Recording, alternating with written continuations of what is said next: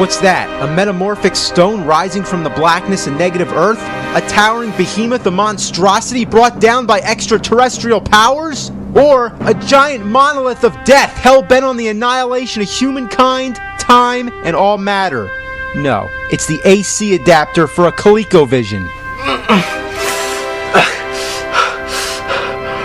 What the fuck were they thinking?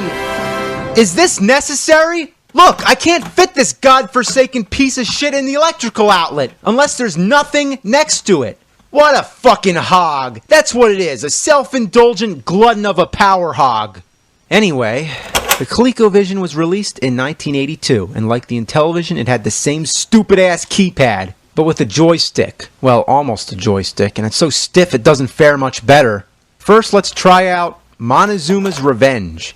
Well, I would make some comment about diarrhea or something, but it's actually a pretty good platforming game. You collect a bunch of treasures while avoiding all kinds of hazards. Standard stuff, you know, but well done. Only problem, this controller is fucking horrible!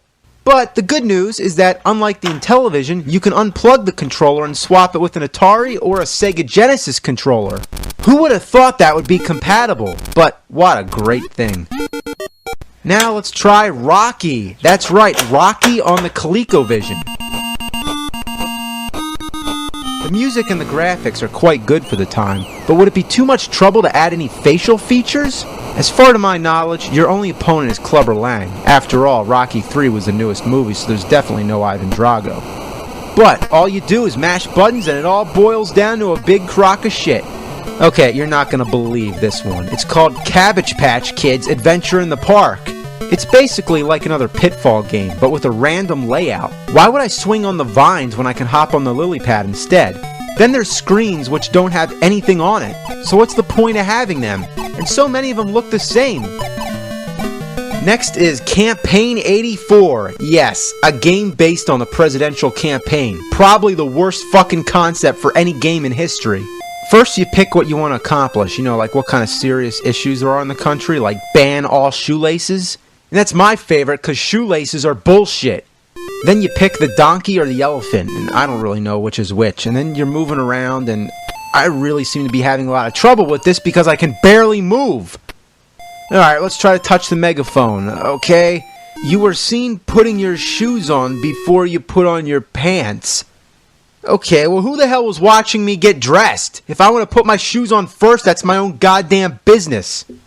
Next up is Chuck Norris. Yeah, that's right, Chuck Norris, the game. You're walking around and then you get into fights, and the attacks are completely ineffective. Come on, you son of a bitch! Wow, this is shit. Next we have Dance Fantasy. Okay, well my first question is, where's the music? And what the hell am I trying to do? You're just like floating around. It's as much fun as dragging a mouse around a computer screen. Dr. Seuss's Fix Up the Mix-Up Puzzler. It's a puzzle game where you put together different Dr. Seuss characters. Yeah, that's about as much as I can say about that. Learning with Leaper. It's one of the most juvenile games I've ever played. You're a weird eyeball with legs, and there's 4 little games to pick from. In the balloon game, all you gotta do is match the letters. See, that's a T up there, so all I do is I just grab the T, and then I match them up, and there you go, you win. It's pretty hard, right? In the maze game, you're a frog being chased by a centipede. All you gotta do is get to the end of the maze, and that's it.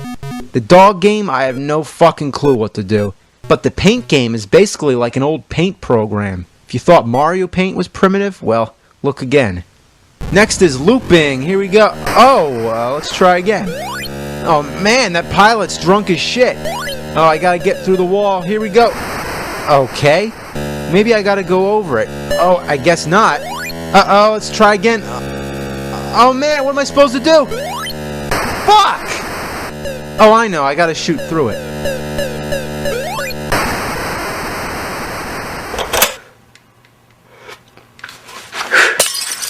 Robin Hood. I guess you're Robin Hood and you're just shooting the fuck out of people with your arrows. Man, all this violence going on, but the sun is just smiling away.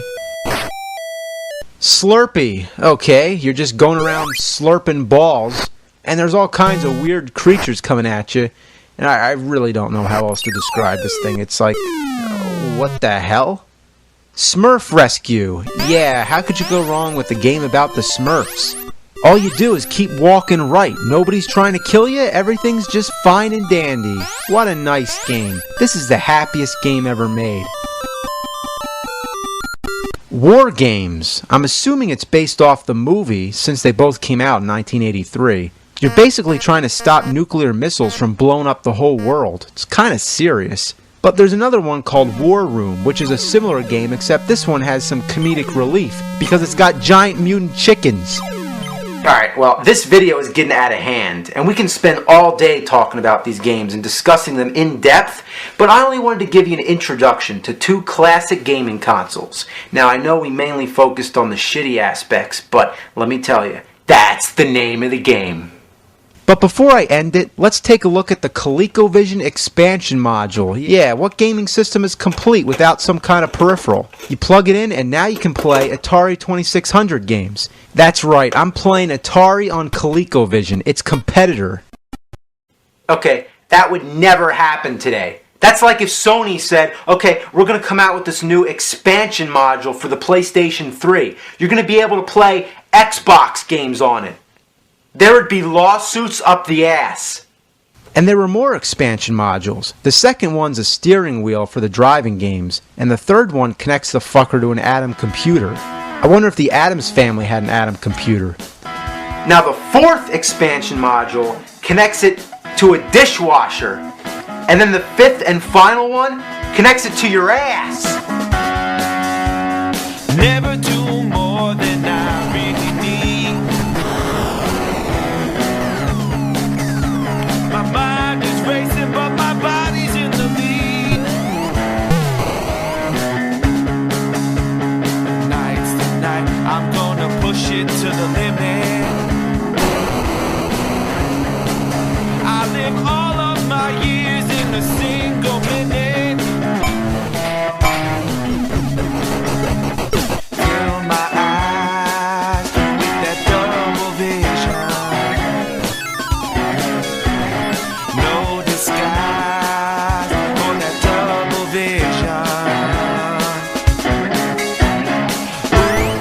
Ooh, when it gets through to me, it's always new to me. My double vision's got the best of me.